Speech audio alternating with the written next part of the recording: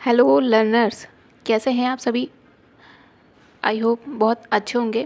तो हम लोग टीजीटी पीजीटी एग्ज़ाम्स के लिए हिस्ट्री के कंप्लीट चैप्टर वाइज एमसीक्यू को कवर कर रहे हैं, जिसमें आज हम लोग सिक्स चैप्टर मतलब कि गुप्त और गुप्तोत्तर काल से रिलेटेड जितने भी एमसीक्यू हैं उनको डिस्कस करेंगे। तो इसमें पहला क्वेश्चन है कि गुप्त के शासन काल में निम्नलिखित में से कौन सा जो अधिकारी था वह भूमि संबंधी दस्तावेजों को सुरक्षित रूप में रखता था। तो ये हो जाएगा करड़िक। तो गुप्त काल राजस्व व्यवस्था में जो भूमि कर संग्रह करने के लिए ध्रुवीकरण था, ठीक है, ध्रुवीकरण था ये गुप्त काल में, ठीक है। लेकिन भूमि के जो आलेख थे उनको सुरक्षित रखने के लिए महाशपटलिक तथा कार्डिक नामक पदाधिकारी थे। नेक्स्ट है गुप्त युग के बाद विदेशी आक्रमण पर इनमें से कौन सा किसी भी तरह का परिणाम नहीं डालता है। तो जो श्रेणियाँ थी उन्होंने अपने महत्व को खो दिया था, बिल्कुल सही है, गुप्त काल के आने के बाद जब विदेशी व्यापार होता है तब। और जो सामान्य उपयोग था उनके लिए सिक्कों का भी अभाव हो गया था। देश के एक कोने से दूसरे कोने में जो दस्तकार थे और व्यापारी थे उनके जाने में भी गतिहीनता आ जाती है, ठीक है। फोर्थ करें कि कई जो दस्तकारी थे वो पूरी तरह से विनष्ट हो चुकी थे। तो कई दस्तकारी पूरी तरह से विनष्ट नहीं हुई थी, तो इसलिए इसका ऑप्शन डी होगा, जो कि गलत है। गुप्त काल में पूर्वी भारत से होने वाला जो सामुद्रिक व्यापार था उसका सबसे बड़ा केंद्र कौन सा था। तो ये हो जाएगा ताम्रलिप्ति। पूर्वी से पूछा है तो ये याद रखिएगा, ताम्रलिप्ति कहाँ पे है, पश्चिम बंगाल में, ठीक है। यहाँ से चाइना, लंका मतलब श्रीलंका, जावा, सुमात्रा आदि देशों से व्यापार होता था। नेक्स्ट है जो गुप्त काल था, गुप्त काल में विष्टि का क्या था। तो विष्टि मतलब ये बेकार श्रम के लिए प्रयुक्त होता था, ठीक है। और गुप्त काल में जो सबसे बड़ा अधिकारी था वो क्या होता था, वो होता था कुमारा मात्य। नेक्स्ट है हिरण कर, ये क्या था। तो यह एक प्रकार का कृषि कर था, ठीक है, और ये गुप्तकालीन टाइम की बात है। और यह कर राजा के द्वारा कृषि उत्पाद के बदले लिया जाने वाला धन के रूप में प्राप्त एक राशि थी, हिरण्य कर। किस गुप्त राजा को देवगुप्त भी कहा जाता है। तो ये हो जाएगा चंद्रगुप्त द्वितीय। तो जो गुप्त वंशीय शासक था चंद्रगुप्त द्वितीय, इसके जो उपाधियाँ थी क्या थी, देवगुप्त थे, देवराज थे तथा देवक्षी आदि नाम से भी जानते थे, ठीक है। समुद्रगुप्त की बात करें तो ये इसे कवि, संगीतज्ञ तथा विद्या का संरक्षक कहा गया है, और समुद्रगुप्त को ही कविराज कहा गया है। कुमारगुप्त की बात करें तो इसके शासनकाल में नालंदा विश्वविद्यालय की स्थापना होती है तथा कुमारगुप्त के सिक्कों पर ही अश्वमेध यज्ञ का साक्ष्य मिलता है। जो गुप्तकालीन सिक्के थे उनका सबसे बड़ा कोष निम्नलिखित में से कौन सा है। तो ये हो जाएगा बयाना कोष, ठीक है। जो गुप्तकालीन सिक्के थे इनके सबसे बड़ा कोष था बयाना, कहाँ से मिला है, राजस्थान से, ठीक है। और बयाना से ही 1821 में सोने के सिक्कों का ढेर प्राप्त होता है। तो गुप्त सोने के सिक्के जो जिन्हें हम दिनार कहते थे वो किस भाषा में, कि वो किस भाषा से लिया गया। तो दिनार शब्द किस भाषा से है, ये लैटिन भाषी है। कौन सा मंदिर है जो खजुराहो में नहीं है। तो ये दशावतार मंदिर खजुराहो में नहीं है, ये यूपी के देवगढ़ में है, तो इसलिए इसका हो जाएगा ऑप्शन ए। और ये किसको समर्पित है, तो ये भगवान विष्णु को समर्पित है। इसका निर्माण कहाँ होता है, गुप्त काल में होता है। जो दशावतार मंदिर है ये नागर शैली के पंचायतन श्रेणी में है, और इसी मंदिर में सबसे पहले शिखर का भी उल्लेख मिलता है। और याद रखिएगा टीजीटी पीजीटी एग्जाम्स में आर्ट एंड कल्चर से रिलेटेड 1 से 2 क्वेश्चन पूछे ही जाते हैं, तो ये एरिया भी बहुत ही ज़्यादा महत्वपूर्ण है। नेक्स्ट है जो गुप्त काल था, गुप्त काल था इसमें भुक्ति का प्रशासन कौन था। तो हो जाएगा उपरिक था, ठीक है। क्या था, उपरिक था। तो गुप्त काल में जो प्रांत थे, प्रांत को क्या कहते थे, इन्हें कहते थे भुक्ति, ठीक है। और इन्हें प्रदेश या फिर भोग भी कहा जाता था। और जो भुक्ति का प्रशासक था उसे मुख्य रूप से उपरिक कहते थे। इनकी नियुक्ति किसके द्वारा होती थी, सम्राट के द्वारा होती थी। और इसी प्रशासक को मतलब कि उपरिक को ही गुप्ता तथा भोगपति व स्थायिनी भी कहा जाता था, ठीक है। नेक्स्ट है गुप्तकालीन सिक्कों के बारे में कह रहा है कौन सा सही है। तो ये जो सिक्के थे ये स्वर्ण और रजत दोनों से बने थे, मतलब सोने और चांदी दोनों से बने थे, बिल्कुल सही है। उन पर शासकों की तिथियां अंकों में उपलब्ध हैं, इसका ऑप्शन भी गलत है, पहला सही है। तो जो गुप्त काल था इसमें स्वर्ण के भी, रजत के भी तथा ताम्र तीनों धातुओं के सिक्के मिलते हैं। और जो रजत सिक्के थे इन पर तिथियों का अंकन मिलता है, ठीक है ना, कि सब पर, तो इसलिए इसका ऑप्शन ए सही है, बाकी गलत है। नेक्स्ट है प्रमुख शासक हैं और उनसे जुड़ा शिलालेख है। तो कुमार गुप्त से जुड़ा शिलालेख कौन सा है, बिलसत शिलालेख। कुमार गुप्त सेकंड से जुड़ा है सारनाथ शिलालेख। बुद्ध गुप्त से रिलेटेड है एरन शिलालेख तथा परांतक सेकंड से रिलेटेड है उत्तर मेरू शिलालेख। नेक्स्ट है मुद्रा राक्षस किसके द्वारा रचित है। तो ये है विशाख दत्त के द्वारा। तो विशाख दत्त की प्रमुख नाटकों की बात करें तो इनमें आता है मुद्रा राक्षस तथा देवी चंद्रगुप्तम, और ये दोनों ही संस्कृत भाषा में हैं और ये दोनों ही ग्रंथ राजनीतिक घटनाओं से परिपूर्ण है। नेक्स्ट है जो चंद्रमा है ये पृथ्वी के चारों ओर घूमता है और जो पृथ्वी है वो सूर्य के चारों ओर घूमती है। ये किसने सिद्ध किया था? तो ये सिद्ध किया था वराहमिहिर ने। वराहमिहिर की बात करें तो इनकी प्रसिद्ध पुस्तक याद रखिएगा बृहद संहिता है, ठीक है, और ये वर्णन बृहद संहिता में ही मिलता है, ठीक है। नेक्स्ट है गुप्त काल को क्लासिक युग कहते हैं। क्यों कहते हैं? क्योंकि गुप्त काल में ही जो कला और साहित्य था ये प्रगति हुई थी सबसे ज़्यादा। नेक्स्ट है गुप्त काल में जो अजंता की गुफाएं हैं इनमें से कौन सी गुफा निर्मित होती है जो गुप्त काल में? हो जाएगी गुफा नंबर 16 तथा 17। नेक्स्ट है गुप्त वंश का पहला शासक कौन था जिसने अपने को महाराजा धीराज कहा है? तो ये हो जाएगा चंद्रगुप्त फर्स्ट। नेक्स्ट है जो बयाना निधि है कहाँ से संबंधित है? ये राजस्थान से संबंधित है, ठीक है। तो इसमें समावेशित जो गुप्त शासक थे उनके सिक्कों की बात करें तो इनके जो सिक्के थे चंद्रगुप्त फर्स्ट से लेके स्कंद गुप्त से संबंधित हैं। नेक्स्ट है निम्नलिखित क्षेत्रों में से किस क्षेत्र पर चंद्रगुप्त फर्स्ट का शासन नहीं था? तो ये वैशाली में नहीं था। वैशाली कहाँ है? आज का बिहार में। प्रयाग में था, साकेत में था तथा मगध में था। नेक्स्ट है किस काल के मंदिर की जो वास्तुकला है इसमें सर्वप्रथम गंगा और यमुना की आकृतियां मिलती है? तो ये हो जाएंगी गुप्त कला की। तो ये हो जाएंगी गुप्त काल की और ये DGT की आया भी है 2013 में। तो जो भारत में मंदिर है इनका पूर्ण विकास कहाँ होता है? गुप्त काल में ही होता है, ठीक है। इस समय जो मंदिरों का निर्माण होता है उसमें है सांची, कहाँ पे है? MP में है, एरन है, तिगवा है, ठीक है, ये सभी MP में है। और यहाँ पे जो गर्भगृह था इसके प्रवेश द्वार पर बने हैं चौखट, इन पर मकर वाहिनी गंगा तथा कुर्म वाहिनी यमुना की आकृतियां मिलती हैं। नेक्स्ट है कौन सा एक गुप्त शासक नहीं था? तो इसमें देवगुप्त फर्स्ट नहीं था। समुद्रगुप्त, रामगुप्त तथा चंद्रगुप्त ये सभी गुप्त शासक थे प्रमुख। नेक्स्ट है जब गुप्त काल की बात करें तो इसमें भुक्ति क्या थी? भुक्ति एक प्रांत था। तो इसमें ऑप्शन के अकॉर्डिंग प्रांत क्या था? ये इसमें हो जाएगा राज्य, ठीक है। और इसके प्रमुखों को क्या कहते थे? इसको कहते थे उपरिक्त, तो ये भी याद रखिएगा। तो प्रशासन की सुविधा के लिए जो गुप्त प्रशासन था इसका विभाजन हुआ था भुक्त के रूप में, ठीक है, जो आजकल के प्रांतों के समान था, ठीक है। और भुक्त का विभाजन किस में होता है? जिलों में होता है, ठीक है। जिलों को क्या कहा जाता था? विषय कहा जाता था। विषय का डिवीजन हुआ था तहसीलों में। तहसील को क्या कहते थे? बीथी कहते थे। क्या? बीथी, ठीक है। और सबसे छोटी इकाई क्या थी? ग्राम। इसका प्रशासन कौन करता था? ग्रामीणी। नेक्स्ट है गुप्त वंश का पहला शासक किसे माना जाता है? तो ये हो जाएगा श्री गुप्त। नेक्स्ट है सती प्रथा का उल्लेख करने वाला पहला अभिलेख कौन था? तो हो जाएगा एरन अभिलेख। इस अभिलेख में जो गोपराज था वो एक सेनापति था, इसकी पत्नी के सती होने का उल्लेख मिलता है। महाराजा धीराज की उपाधि धारण करने वाला पहला गुप्त शासक तो डिस्कस कर चुके हैं, चंद्रगुप्त फर्स्ट। नेक्स्ट है सूची 1 को सूची 2 से सुमेलित करना। तो इसमें कुमार गुप्त फर्स्ट की बात करें तो इनकी पत्नी थी महादेवी अनंत देवी। चंद्रगुप्त फर्स्ट की बात करें तो इनकी पत्नी थी महादेवी कुमार देवी। और चंद्रगुप्त द्वितीय की बात करें तो इनकी पत्नी थी महादेवी कुबेर नागा। नेक्स्ट है जो गुप्त काल था इसमें प्रांतपति किस नाम से जाने जाते थे? तो ये उपरिक या फिर महाराज के नाम से जानते थे। नेक्स्ट है निम्नलिखित में से किसका उल्लेख प्रयाग प्रशस्ति में नहीं है? तो चंद्रगुप्त प्रथम ने समुद्रगुप्त को अपना उत्तराधिकारी नामित नहीं किया था। इसका उल्लेख प्रयाग प्रशस्ति में नहीं मिलता है, ठीक है। प्रयाग प्रशस्ति की बात करें तो इसके रचनाकार हैं हरिसेन। इसमें समुद्रगुप्त के पराक्रम का वर्णन मिलता है। और समुद्रगुप्त की जो आर्यावर्त की विजय है, दक्षिण विजय, सीमावर्ती राज्यों की विजय, ये सभी का उल्लेख मिलता है प्रयाग प्रशस्ति में। नेक्स्ट है समुद्रगुप्त का जो समकालीन था वो श्रीलंका का राजा था। कौन था? तो ये हो जाएगा मेघवर्ण। और उसने जो मेघवर्ण था उसने समुद्रगुप्त के पास उपहारों के सहित एक दूत मंडल भी भेजा था। और समुद्रगुप्त की आज्ञा से उसने बोधि वृक्ष के उत्तर में लंका में बौद्ध भिक्षुओं के लिए एक भव्य विहार बनवाया था। ये क्वेश्चन बहुत इंपॉर्टेंट है, यहाँ से क्वेश्चन आया है। नेक्स्ट प्रयाग प्रशस्ति के अनुसार जो गुप्त शासक समुद्रगुप्त था इसके सीमावर्ती राजाओं के साथ किस प्रकार के संबंध थे? तो वो सर्व कर दान, आज्ञाकरण तथा प्राणाम गमन ये सभी हो जाएंगे। इसमें हो जाएगा all of the above. Next है किस नरेश को कविराज कहा जाता है? तो ये हो जाएगा समुद्रगुप्त। और ये KVS के TGT में भी आया है। तो समुद्रगुप्त के जो सिक्के थे उन पर उसे वीणा बजाते हुए चित्रित किया गया है। कविराज उसकी प्रमुख उपाधियां थी। इलाहाबाद शिलालेख में समुद्रगुप्त की प्रशस्ति है, जिसके रचयिता उनके दरबारी कवि कौन है? ये हो जाएंगे समुद्रगुप्त के दरबारी कवि हरिसेन है। तो जब हरिसेन किसके दरबारी कवि थे?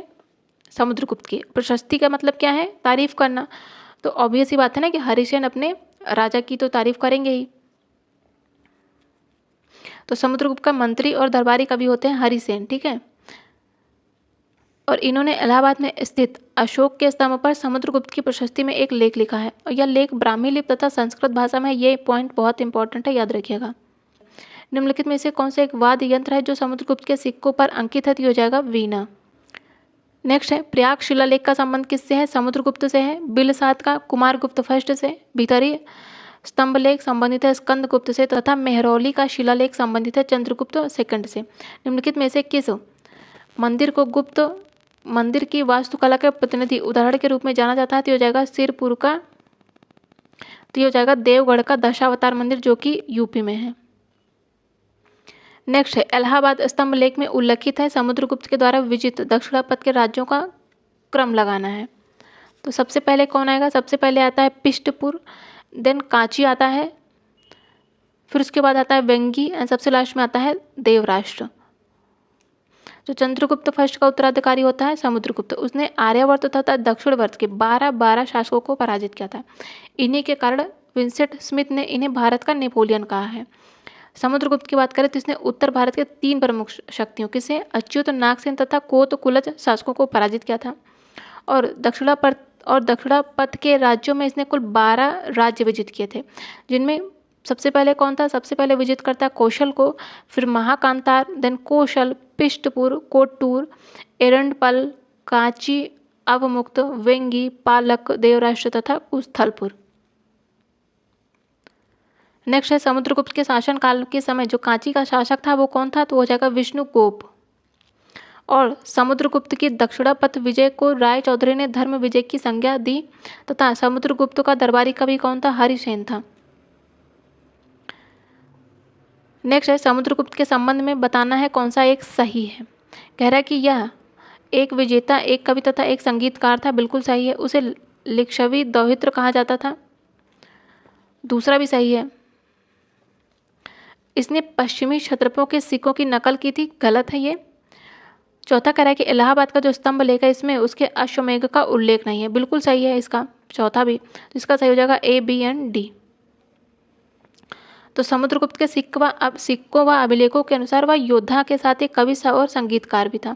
सिक्कों में वह वीणा बजाते हुए प्रदर्शित किया गया है, और उसके अभिलेखों में उसे लिच्छवी राजकुमारी कुमार देवी से उत्पन्न होने के कारण उसे लिच्छवी दौहित्र कहा है। ठीक है। साथ ही जो प्रयाग प्रशस्ति है उसमें उसके किसी भी अश्वमेघ आयोजन का उल्लेख नहीं है। जो पश्चिमी क्षत्रप थे, इनके जो चांदी के सिक्के थी, इनकी नकल की थी चंद्रगुप्त सेकंड ने, ना कि समुद्रगुप्त ने। 4वीं शताब्दी ईसा पूर्व के मध्य का जो सामाजिक साम्राज्य था, 4वीं शताब्दी ईसा पूर्व के मध्य साम्राज्यिक शासक कौन था? तो यह था समुद्रगुप्त। निम्नलिखित में से किस अभिलेख में चंद्रगुप्त द्वितीय राजर्षि के रूप में वर्णित है? तो यह हो जाएगा चंद्रगुप्त द्वितीय के उदयगिरी गुहा अभिलेख में। तो चंद्रगुप्त द्वितीय का उदयगिरी गुहा लेख में चंद्रगुप्त द्वितीय को राजर्षि के रूप में वर्णित किया गया है। उसके दूसरे नामों की बात करें तो हो जाएगा देवराज देवगुप्त था। ठीक है। उसने विक्रमांक, विक्रमादित्य, परम भागवत और देवश्री जैसी उपाधियां भी धारण करी थी। ये बहुत महत्वपूर्ण है। ठीक है। इसी के टाइम पर चीनी यात्री फाहयान आता है चंद्रगुप्त द्वितीय के टाइम पर। नेक्स्ट है 6वीं शताब्दी के खगोलज्ञ कौन थे? वराहमिहिर। ये देश के किस भाग से संबंधित है? तो ये संबंधित है पश्चिमी मालवा से। नेक्स्ट है समुद्रगुप्त के विषय में निम्नलिखित तथ्यों में से कौन सा एक पुष्टि उसके इलाहाबाद स्तंभ लेख में नहीं है? तो उसने अश्वमेध यज्ञ का संपादन किया था, यही उसके इलाहाबाद स्तंभ लेख में नहीं मिलता है। वह एक कवि था, उसकी माता कुमार देवी थी, तथा शासकत्व के लिए उसके पिता ने उसको नामांकित किया था। तो इसके बाकी तीनों सही हैं, ऑप्शन डी गलत है। स्कंदगुप्त के समय जो सौराष्ट्र था, इसका गोप्ता कौन था? गोप्ता मतलब कि ऊपरिक मतलब कौन? भुक्ति का प्रशासन करने वाला। ठीक है। तो ये हो जाएगा पर्णदत्त। गुप्त काल में किस धर्म का सबसे अधिक विकास हुआ है? तो ये हुआ है पौराणिक धर्म का। तो गुप्त साम्राज्य का उदय 3री शताब्दी के अंत में प्रयाग के निकट कौशाम्बी में होता है। इस वंश में पौराणिक धर्म का सबसे ज़्यादा विकास होता है। पुराणों की वर्तमान रूप में रचना गुप्त काल में ही हुई है। नेक्स्ट है समुद्रगुप्त के समय जो कांची का राजा था वो कौन था? तो ये हो जाएगा विष्णुगुप्त था। समुद्रगुप्त की प्रयाग प्रशस्ति पर किस मुगल शासक का लेख है? तो ये है जहांगीर का। नेक्स्ट है प्रमुख राजा और उनसे जुड़ी उपाधियां। महापद्मनंद की उपाधि थी सर्वक्षत्रांतक। बिंदुसार की उपाधि थी अमित्रघात। सातकर्णी की उपाधि थी दक्षिणा पथपति और समुद्रगुप्त की उपाधि थी सर्व राज्योच्छेता। नेक्स्ट है कह रहा है कि गुप्त काल की मुद्राओं के बारे में कौन सा गलत है? स्वर्ण मुद्राओं को गुप्त अभिलेखों में दिनार कहा गया है, बिल्कुल करेक्ट है। और दिनार क्या लैटिन भाषी शब्द है। गुजरात विजय के बाद गुप्त शासकों ने स्थायी विनिमय के लिए बड़ी संख्या में तांबे की मुद्राएं जारी की थी, तो इसका ऑप्शन बी गलत है और इसमें गलत ही पूछा है। सी कह रहा है कि गुप्त मुद्राओं पर युद्ध और कलाओं के प्रति गुप्त शासकों के अनुराग का चित्रण है, बिल्कुल सही है। गुप्त मुद्राओं में स्वर्ण कुषाण मुद्राओं के स्वर्ण की तुलना में कम शुद्ध है, तो इसका ऑप्शन बी गलत है, बाकी सभी सही है।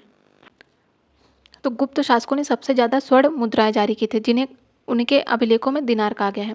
सेकंड गलत है। क्यों गलत है? क्योंकि गुजरात विजय के बाद जो गुप्त शासक थे उन्होंने स्थानीय विनिमय के लिए बड़ी संख्या में तांबा की मुद्रा जारी की थी, ठीक है। और फाहियान कहता है कि जो लोग थे वो खरीद और बिक्री के लिए कौड़ियों का प्रयोग करते थे। थर्ड कह रहा है कि जो गुप्त मुद्रा थी उन पर युद्ध और कलाओं के प्रति गुप्त शासकों का अनुराग चित्रण है। गुप्त मुद्राओं में स्वर्ण कुषाण मुद्राओं के स्वर्ण केतुल द्वितीय भी कम शुद्ध हैं। धनुर्धारी प्रकार, गरुड़ प्रकार, अश्वमेघ प्रकार तथा परुष प्रकार ये सभी समुद्रगुप्त की मुद्राएं हैं। राजा रानी प्रकार चंद्रगुप्त फर्स्ट की मुद्रा है। छत्रधारी प्रकार चंद्रगुप्त सेकंड की मुद्रा है तथा गुप्त शासक चंद्रगुप्त सेकंड ने सबसे ज़्यादा चांदी के सिक्के शकों पर विजय के बाद जारी किए थे। नेक्स्ट है निम्नलिखित किन राजवंशों के साथ गुप्त शासकों ने अपनी स्थिति और प्रतिष्ठा बढ़ाने के उद्देश्य से वैवाहिक संबंध स्थापित किए थे? तो ये जाएंगे लिच्छवियों के साथ किए थे, वाकाटक, नाग तथा कदम्ब, इन सभी के साथ किए थे। ये हम लोग पीछे भी डिस्कस कर चुके हैं। नेक्स्ट है फाहियान ह्वेनसांग व इत्सिंग के बारे में कौन सा गलत है? इन तीनों ने अपने संस्मरण लिखे जिनका अंग्रेजी में अनुवाद किया गया, बिल्कुल सही है।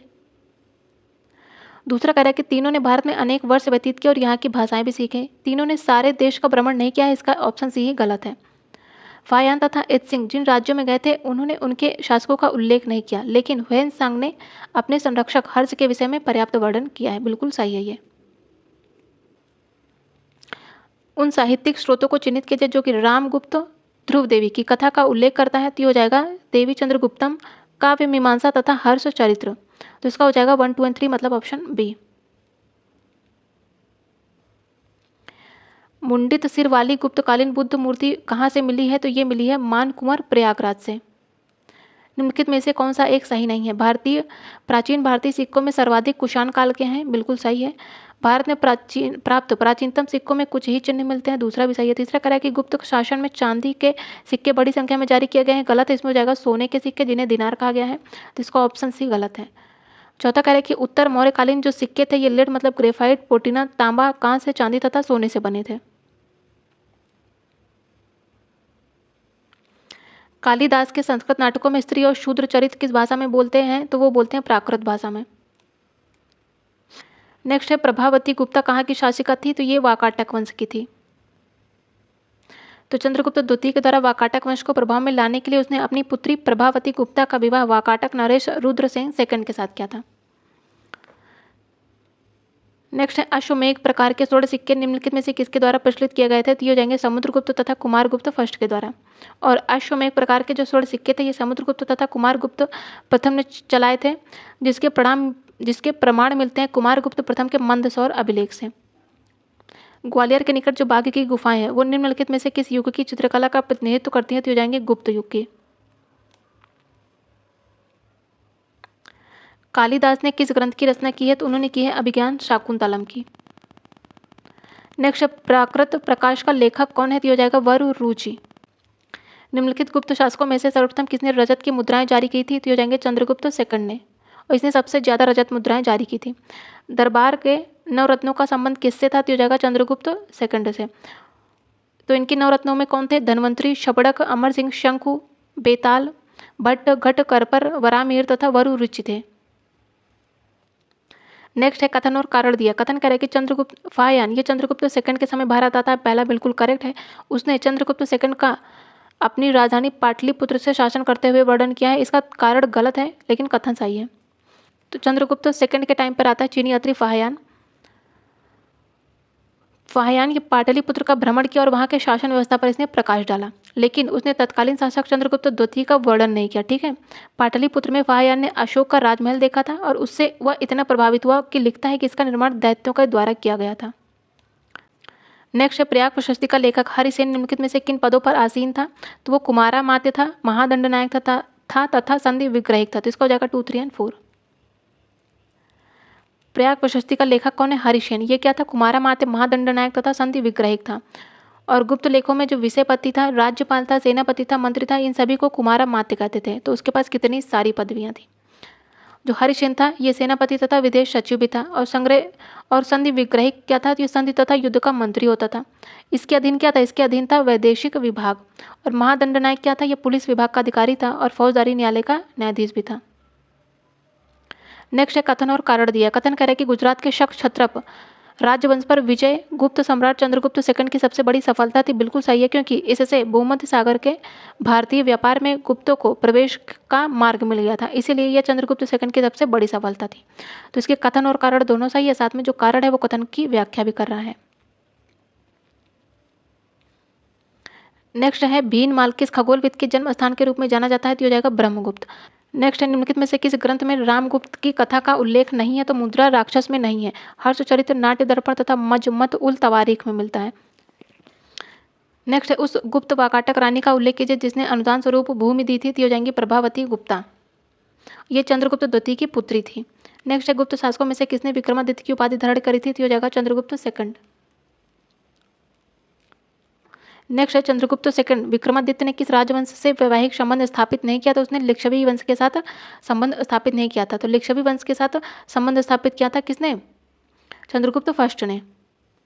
चंद्रगुप्त सेकंड की बात करें तो विक्रमादित्य ने 3 राजवंशों से अपने वैवाहिक संबंध बनाए थे। चंद्रगुप्त सेकंड ने नागवंश की राजकुमारी कुबेर नागा के साथ अपना विवाह किया था और इसने अपनी पुत्री प्रभावती गुप्ता का विवाह वाकाटक नरेश रुद्रसेन सेकंड के साथ किया था और इसने कदम्ब राजवंश से वैवाहिक संबंध स्थापित किए थे अपने पुत्र कुमारगुप्त फर्स्ट का विवाह करके।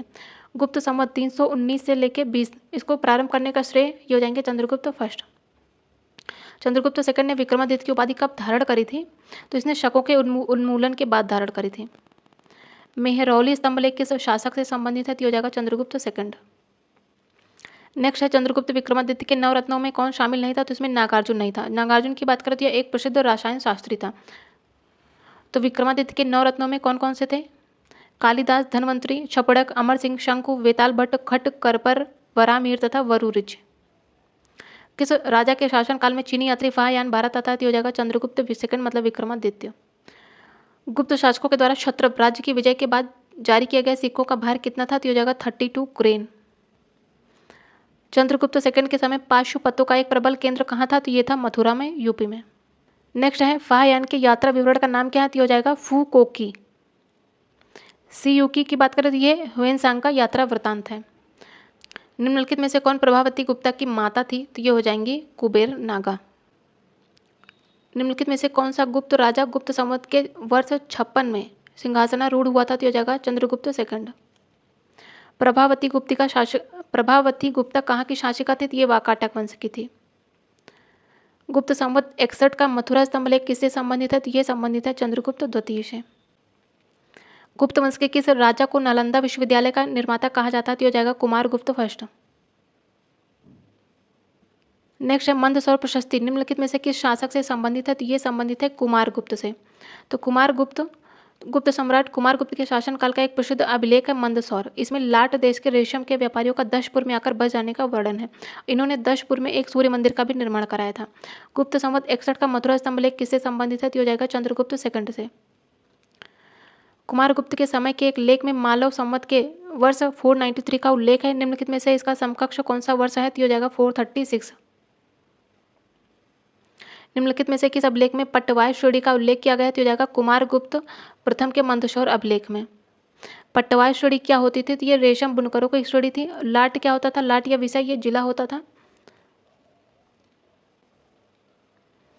नेक्स्ट है जो हूणों का आक्रमण है ये किस में है, तो ये मिलता है भीतरी स्तंभ लेख में। तो कुमारगुप्त प्रथम की मृत्यु होती है और उसके बाद स्कंदगुप्त शासक बनता है और उसी के टाइम पर होता है हूणों का आक्रमण। और जो गुप्ताज का पतन होता है उसमें प्रमुख कारण होता है हूणों का आक्रमण। हूणों के आक्रमण का उल्लेख मिलता है भीतरी स्तंभ लेख में। तोरमाड़ शासक होता है हूण का, ये पहला शासक होता है तथा धन्य विष्णु के एरण्य मतलब कि मालवा अभिलेख में भी तोरमान का जिक्र है। निम्नलिखित में से कौन गुप्त शासक ने अश्वमेघ यज्ञ संपादित कराया था, तो हो जाएगा कुमारगुप्त फर्स्ट। कुमारगुप्त फर्स्ट द्वारा कौन से नए प्रकार के स्वर्ण सिक्के प्रचलित थे, तो इसमें अप्रतिघ प्रकार के, गजारूढ़, खड्ग निहंता प्रकार के तथा खड्ग प्रकार, इन सभी। कुमारगुप्त के मंदसौर अभिलेख में वर्णित श्रेणी संगठन का नाम क्या था, तो हो जाएगा तंतुवाय था। कुमारगुप्त के काल में लाट से दशपुर आने वाली श्रेणी किस वस्तु का व्यापार करती थी, तो वो रेशमी कपड़े का व्यापार करती थी। निम्नलिखित में से कौन एक अनुलोम प्रकार के विवाह का निर्देशन है, तो हो जाएगा ब्राह्मण लड़के का एक क्षत्रिय लड़की के साथ विवाह ही अनुलोम विवाह था। निम्नलिखित में से कौन मनुस्मृति पर लिखी गई अपनी टीका के लिए प्रसिद्ध है, तो यह है मेघातिथि। तो मनुस्मृति के प्रमुख टीकाकार हैं भरूची, मेघातिथि, गोविंदराज तथा कुल्लुक भट्ट। विश्वरूप, विज्ञानेश्वर तथा अपरार्क, ये सभी याज्ञवल्क्य स्मृति के टीकाकार हैं। दक्कन में हर्ष के सामरिक विस्तार को किसने रोका था, तो हो जाएगा पुलकेशिन द्वितीय ने।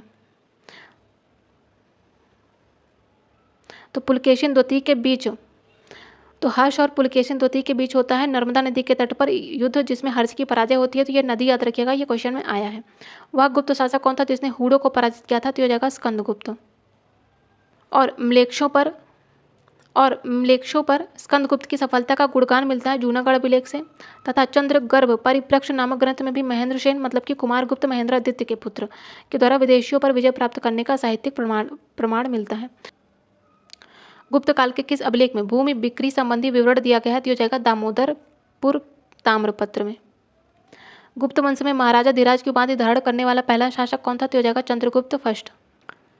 नेक्स्ट है किस अभिलेख में चंद्रगुप्त द्वितीय को राजाधि राजर्षि की उपाधि दी गई है, तो हो जाएगा चंद्रगुप्त द्वितीय का उदयगिरी गुहालेख। महमूद गजनवी के द्वारा गुजरात के सोमनाथ मंदिर के नष्ट किए जाने के बाद निम्नलिखित में से किस शासक ने उसका पुनरुद्धार कराया था, तो हो जाएगा कुमारपाल। स्कंदगुप्त के शासनकाल में सौराष्ट्र का प्रांतपति कौन था, तो ये था पर्णदत्त। स्कंदगुप्त एक योग्य संचालक के साथ एक कुशल प्रशासक भी था। उसने गिरनार पर्वत पर स्थित सुदर्शन झील का पुनरुद्धार के लिए सौराष्ट्र के गवर्नर पर्णदत्त के पुत्र चक्रपालित को सौंपा था और उसने झील के किनारे एक विष्णु मंदिर का भी निर्माण कराया था। निम्नलिखित में से कौन सा मंदिर ईंटों से निर्मित है, तो हो जाएगा सिरपुर का लक्ष्मण मंदिर। सारनाथ से प्राप्त कुमारगुप्त के लेख की तिथि वर्ष 154 है। इनमें से कौन इसका समान वर्ष है, तो हो जाएगा 473 ईस्वी। निम्नलिखित में से किस अभिलेख में सूर्य मंदिर के प्रमाण का उल्लेख है, तो यह है मंदसौर अभिलेख में। कवि बाण किस स्थान का रहने वाला था, तो यह शाहाबाद का था। बाण की बात कर रहा है, बाण भट्ट से। सम्राट कुमारगुप्त प्रथम की माता कौन थी, तो हो जाएंगी ध्रुव देवी। निम्नलिखित में से कौन प्रथम गुप्त शासक था जिसने स्वर्ण के सिक्के जारी किए थे, तो हो जाएगा चंद्रगुप्त फर्स्ट।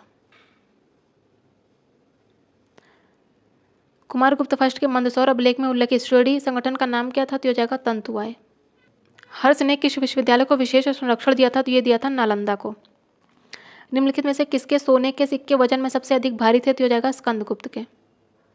निम्नलिखित अभिलेखों में से किस एक में स्कंदगुप्त के राज्यकाल में हूणों के आक्रमण का उल्लेख है, तो हो जाएगा भीतरी स्तंभ लेख। गुप्तोत्तर काल में सामान्य ब्याज की वार्षिक दर क्या थी, तो ये थी 24%। पर्णदत्त को किसने सौराष्ट्र का प्रांतपति बनाया था, तो ये बनाया था स्कंदगुप्त ने। निम्नलिखित में से किस गुप्त शासक ने हूण आक्रमणकारियों को पराजित किया था, तो हो जाएगा स्कंदगुप्त। और चंद्रगर्भ परिपक्ष नामक ग्रंथ में स्कंदगुप्त के विजय का उल्लेख मिलता है। अब हम बात करेंगे हूण आक्रमण की। तो हर्षोत्तर काल में पूर्वी भारत का प्रमुख बंदरगाह कौन सा था, तो हो जाएगा ताम्रलिप्ति। कहाँ पे है, बंगाल में था। किसने पहली बार व्याख्या की थी कि पृथ्वी के अपनी दूरी पर घूमने के कारण प्रतिदिन सूर्यास्त व सूर्योदय होते हैं, तो ये हो जाएंगे आर्यभट्ट। ये गुप्त काल के महान वैज्ञानिक थे। नेक्स्ट है कथन और कारण दिया है। कथन कह रहे हैं कि समुद्रगुप्त और कुमारगुप्त दोनों ने अश्वमेध प्रकार के सिक्के चलाए थे, बिल्कुल सही है। दोनों ने अपने अभिलेखों में अश्वमेध यज्ञ के संपादन का उल्लेख नहीं किया था। इसके दोनों कथन सही हैं, लेकिन जो कारण है वो कथन की व्याख्या नहीं कर रहा। निम्नलिखित में से दक्षिण में शैव आचार्य कौन थे? तो ये हो जाएंगे सुंदर मूर्ति। निम्नलिखित खजुराहो मंदिरों में निम्नलिखित में से कौन सा मंदिर संधार शैली के हैं? तो ये हो जाएगा लक्ष्मण मंदिर तथा पार्श्वनाथ मंदिर, ये संधार शैली के हैं। नेक्स्ट है निम्नलिखित में से कौन सा सही सुमेलित नहीं है? अपराजित प्रक्षा की रचना संबंधित है स्थापत्य से, अष्टांग हृदय की रचना संबंधित है चिकित्सा से, लीलावती की बात करें तो यह एक नाटक नहीं है, तो ये गणित और खगोल शास्त्र से संबंधित एक ग्रंथ है, तो इसका ऑप्शन सी गलत है। वैजयंती क्या? ये एक शब्दकोश है। नेक्स्ट है भांडगाराधिकृत, ये क्या था? तो एक प्रकार का कोष था। दशापराधिक क्या था? न्याय था। महाशबटलिक क्या था? अभिलेखागार हुआ करता था। शौल्किक क्या था? ये राजस्व विभाग था। नेक्स्ट है प्रमुख खगोलविद हैं, उनको सही कालक्रम में लगाना है। तो सबसे पहले आते हैं लगध, उसके बाद आते हैं आर्यभट्ट, फिर आते हैं वराहमिहिर एंड सबसे बाद में आते हैं ब्रह्मगुप्त। तो इसका हो जाएगा 3142। निम्नलिखित में से कौन मुद्रा से संबंधित शब्द है? तो हो जाएगा द्रम। नेक्स्ट है हरिसेन से संबंधित है प्रयाग प्रशस्ति, जो कि समुद्रगुप्त का है। वीरसेन संबंधित है उदयगिरी गुहा लेख से, जो कि चंद्रगुप्त द्वितीय के विदेश सचिव थे। वत्स भट्टी संबंधित है मंदसौर प्रशस्ति से, जो कि कुमारगुप्त से संबंधित है। और रवि कीर्त ये संबंधित है ऐहोल अभिलेख से, जो कि किसकी है? वो पुलिकेशन द्वितीय की है। नेक्स्ट निम्नलिखित में से किन नरेशों ने वाजपेयी यज्ञ का संपादन किया था? तो ये हो जाएंगे प्रवरसेन फर्स्ट तथा शांतिमूल फर्स्ट। हुडो ने केवल निम्न प्रकार के सिक्के चलाए थे, तो उन्होंने रजत तथा ताम्र सिक्के चलाए थे। हुडो के साथ भारत आने वाले मध्य एशिया की कौन सी जनजाति थी? तो हो जाएगा गुर्जर जनजाति। नेक्स्ट कह रहा है निम्नलिखित में से कौन सा गलत है? कुमारगुप्त के काल में हुडो का आक्रमण होता है, बिल्कुल सही है। प्रथम हुड शासक तोरमान पश्चिमी भारत तथा एरन के आसपास का मध्य भारत जीतने में सफल रहता है, दूसरा भी सही है। तीसरा कह रहा है कि तोरमान ने जैन धर्म भी अपनाया था। मिहिर कुल श्रीलंका जीतने में सफल नहीं होता है, तो इसका ऑप्शन डी ही गलत है। तोरमान की बात करें तो ये जैन धर्म का अनुयायी था और मिहिर कुल ये तोरमान का पुत्र था। और चीनी यात्री सुंग युंग ने ही इसके समय में 520 में भारत की यात्रा करी थी। तो यशोवर्मन जो कि मालवा का शासक था, वो मिहिर कुल को पराजित किया था। उसने यशोवर्मन ने पराजित किया था, ना कि मिहिर कुल ने। मिहिर कुल ये शैव मतानुयायी तथा बौद्ध का घोर शत्रु था। मालवा से हूण सत्ता को किसने उखाड़ फेंका था? तो हो जाएगा यशोवर्मन ने। गंगा घाटी से मिहिर कुल को किसने अपदस्थ किया था? तो हो जाएगा नरसिंह गुप्त ने। हुडो ने भारत पर किसके समय में आक्रमण किया था? तो ये क्या था? गुप्ताज के टाइम पर। मौर्य प्रशासन में खानों के अध्यक्ष को क्या कहा जाता था? तो उसे कहा जाता था अकराध्यक्ष। निम्न शासकों में से किसे मिहिर कुल के द्वारा अपने चरणों को वंदना कराने का श्रेय मिलता है? तो हो जाएगा वह यशोधर्मा। नेक्स्ट निम्नलिखित में से किसने गुप्त युग को स्वर्ण युग की संज्ञा दी है? तो हो जाएंगे के मुंशी। चीनी यात्री सुंग युंग ने कांधार की यात्रा लगभग कब की थी? तो ये की थी 515 ईस्वी से लेकर 522 ईस्वी के मध्य।